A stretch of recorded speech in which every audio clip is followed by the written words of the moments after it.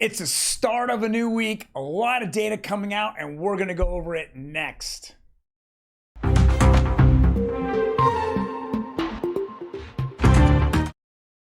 Yes, we go over the Kobesi letter and what's happening for the week. There is GDP coming out in the fourth quarter. Going to be very, very big numbers there.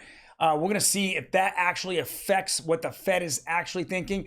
And guess what? Next week, Fed's meeting. So we're going to find out where their minds are at, though we're not hearing a lot from them. Also, what does Compass CEO say about the market in 2024? And who's buying up all these acres and then putting up homes and renting them out? You're going to have to guess it. Go down below. Otherwise, you'll have to wait. Next on Real Estate Daily. Welcome everyone. My name is Troy, and every day we go over the latest news in real estate, housing, and the mortgage markets. Now, before we jump into it, do me a favor, hit that like button. I'm going to give you the best 5 to 10 minutes in real estate on a daily basis. Now, as you know, every single Monday we go over the Kobesi letter, and this is going to go over what the actual week looks like in data. So we're talking about Wednesday, and that's where it starts off right here. Manufacturing PMI data is going to be on Wednesday. Core durable goods orders. These are all pretty important. But fourth quarter GDP data on Thursday. And I always look at, when you look at GDP, how much does a government itself manipulate it by using debt that they continue to create on a weekly basis to manipulate the GDP. You know, we've been saying this now for a while. If you look at the unemployment numbers, who's the largest employer in the United States? It is the government. They keep saying that they're employing, or they're actually employing about 25 to 50% every single week of new hires. Guys, that's unsustainable. That doesn't make any sense. And most media outlets are not even believing the numbers, because all you're doing is you're fluffing it. And then you're turning around, and if you look at it, the last, 11 out of 12 prints that the government said were all readjusted down. We lost almost 500,000 jobs over their last 11 prints of monthly unemployment. They were 500,000 off. That doesn't make any sense. That's ridiculous. That just shows that it's not a mistake. There's got to be a point that you got to go and look at it and say they're responsible for those numbers. We also have new home sales data, which we don't expect very much in December, because the builders always just hit the brakes, especially with the cold weather throughout the United States. No one's really building unless you're in a sunny states, but how many states were sunny? December PCE inflation data, and then 20% of the S&P 500 companies are reporting earnings. Hold on. You know, when I always say this, when you see the earnings come out and some people are saying, oh, how great they're doing.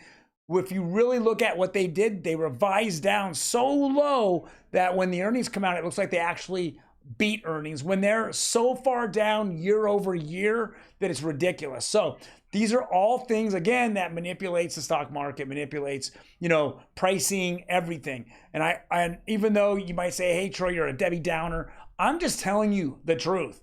If you look at it, the government is in their hands are in the cookie jar. They're not allowing the economy to be the economy. They are trying to be the economy. And when you have a big manipulation issue.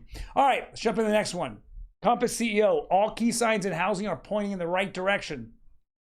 Robert Reckfin, Compass co-founder and CEO, joined Squawk Box to discuss housing sector at the start of the year, what's changing and calculating. So he went over it. He's saying the same thing that a lot of us in the industry are saying. Interest rates, if they get, somewhere in the middle of the year, they reduce them, we're going to see a housing boom. There's just too many people on the sidelines that need housing, and there's just not enough houses for people. In a minute here, I'm going to go over another, and in fact, the next article, I'm going to go over where they feel that there's a lot of millions of homes that we're behind. We're simply behind. So families are living on top of families. That's what's been happening. All right. So before I jump into the next article here, do me a favor, hit that subscribe button. It really helps out the YouTube, my YouTube channel. and I want to just kind of build this, man. I'm giving you the best alpha on a daily basis. I mean, some people are like, hey, man, we're going to crash. We're going to crash. But I've been hearing that for 2 years. Every month, we're going to crash this month. We're going to crash this month. We haven't crashed anywhere. It's an election year, people. Wake up. Nothing goes horribly wrong in an election year unless you don't want to get elected. Think about that. All right, Meta and Google's America's next big landlords. Hell yeah, they are. I just heard this, 9 months ago, the federal government came out and said, we don't want to sell homes to, BlackRock or Blackstone. Someone puts up a little legislation, gets all the media, contacts the media, has them all talk about it, and then never passes the bill or even puts it into the Senate or House to vote on. It's ridiculous. It gets stuck in committees. But they want you to think that this is their narrative. It's not their narrative. Their narrative is to make you renters. I can't say it enough. If they wanted you to be a homeowner, they would subsidize new builders like Lenocker, KB Homes. They're not subsidizing shit. Nothing. They're not subsidizing them. Those companies are for profit. And when they're for profit, they're looking to build the most profitable homes, not affordable housing. Don't confuse yourself with affordable housing. New home sales is Wall Street. You want to use their numbers and act like those numbers are for the entire industry. You are ignorant and unintelligent. They are 9% of the entire market. New home builds don't make any sense. They're only for profit centers. And if they can't profit from them, they're going to sell them off to Blackstone or to other hedge funds to rent them out. And they're doing it right now, guys.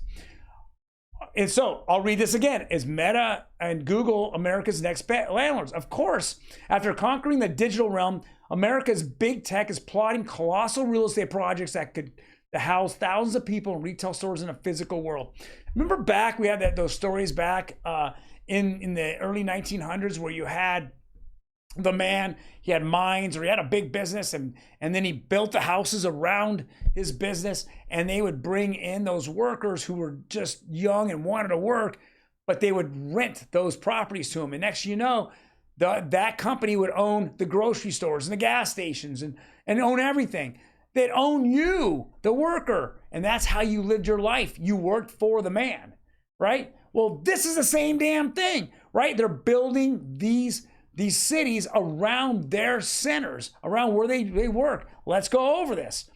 Google, parent Alphabet, is process of building a 153-acre neighborhood near Mountain View, California headquarters. Of course.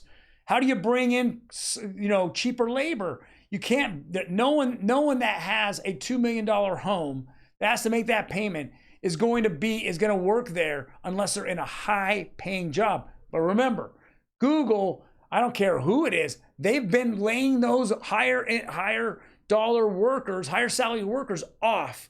So how do? You replace them with lower salaried workers, and then you train and educate them. That's what they're doing. Okay. The complex will feature more than 7,000 homes and roughly 300,000 square feet of retail space. Meanwhile, Facebook owner Meta has recently approved a 59-acre housing project dubbed Zucktown. Features 1,700 houses, hotels, office, retail space not far from Meta's headquarters. Guys, these are shanty towns. We are now going to that. You have to see the writing on the wall. They want you to own nothing and be happy. Okay? You know where that's from. If you don't, educate yourself, because that's a saying that's been going on for 10 years. And ever since I heard that and they said it, that's exactly what they're trying to do. And there's no further looking than what we're seeing in DC right now. Why are they allowing? I mean, that's almost 10,000 new homes that are not affordable housing. They're affordable renting. That's all they're doing. It keeps going on and on and on. It doesn't make any sense. And the home ownership to me is so much more important. It's crazy. All right. For the red file, the clown file, This is what's going on, and this is something that I think, you know, just kind of gets to the narrative that no one trusts the government. Okay, this is the Franklin Templeton huge retirement fund company, and they got part of the Bitcoin ETFs. There's 11 companies that got approved. They were one of them, and this is what she said on, what is this, Market Alert on CNBC, and this is stunning. Because she's now got the truth pill for a second, and then after she's done, Jenny Johnson's done, she then backtracks what she says because it doesn't help out her fund. It says, one of the things that made me a believer in Bitcoin is that someone told me I keep 50% of my savings in Bitcoin because if I say the wrong things in my country, I could have my assets confiscated. Guys, we saw that in Canada with the truckers. We're seeing that all over the country, all over the world, okay? Even here in the United States. That's why you have, you know, some of those politicians that are screaming and yelling. We want it, you know, Bitcoin and cryptocurrencies are used for money laundering or wars or whatever. But we all know the dollar is obviously 99% prevalent to every issue that we see across the globe. You know, we know that. They can't track it. And that's when she said it. When she said this, she had to back up, because if that's a fact, then if you custody your Bitcoin, why the hell do you need her? You don't need her. Her fund is useless. But most people aren't going to educate themselves how to custody it themselves. Okay, so they run to her and they go ahead and they pay her fees for her to hold it. But if the government comes knocking and they want to take your assets, they're going to be knocking on Franklin Templeton's door, and Jenny Johnson is going to give them the keys to your kingdom. Take that to the red file. All right, let's go look at rates here. Rates, 4%. It went up 4 basis points here on conventional. Flat again on FHA, 0.00. You know, again, we're just seeing these wild swings on jumbo and 15-year conforming. It's about time 15-year conforming went down significantly. We should be at least another whole point down. If you're going to get a 30-year loan or a 15-year loan, it's a huge difference in paying it off quicker.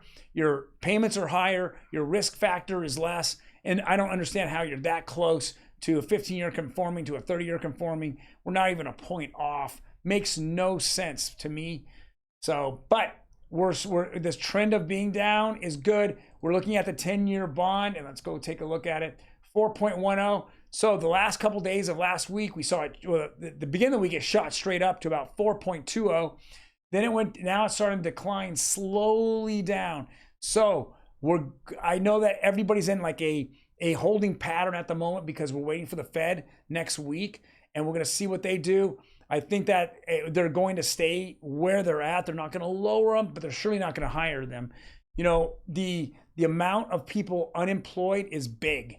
And the amount of people, I should say this, I'll say this much. The amount of people having multiple jobs is big. Okay? The amount of people having full-time job is declining, and it's accelerating fast down. And if you look at the manufacturer index, it has collapsed. That means that the United States is not manufacturing much. And that's a complete sign that we are not buying goods, even though when they keep counting the unemployment rate, if you have 3 jobs, they count that as 3 people. It should be counted as 1, but they can't figure that out, or they refuse to, one of the two. Well, guys, thank you very much for joining me today. I really appreciate it. I know you have a lot of great things going on this week. You know, we're going to go the end of the month, the beginning of next week. Hopefully you put down, you know, some of the things that you want to accomplish in 2024. If you don't have a house, I would definitely work something going towards having a home. There's a Dreamer program that is now been launched. It's going to actually go live in April, but the guidelines have come out and you can apply for it now. If you have any questions, please, you know, hit me up on private message, or just go ahead and put your information below, you know, or just say, hey, you know, let's talk, and maybe I'll get your Twitter handle or get our Instagram, which is in the link down below, and then you can hit us up on that. We'd love to help you out and see if you qualify for the 20% down Dreamer program here in California. All right, guys. You guys take care, and I will see you tomorrow.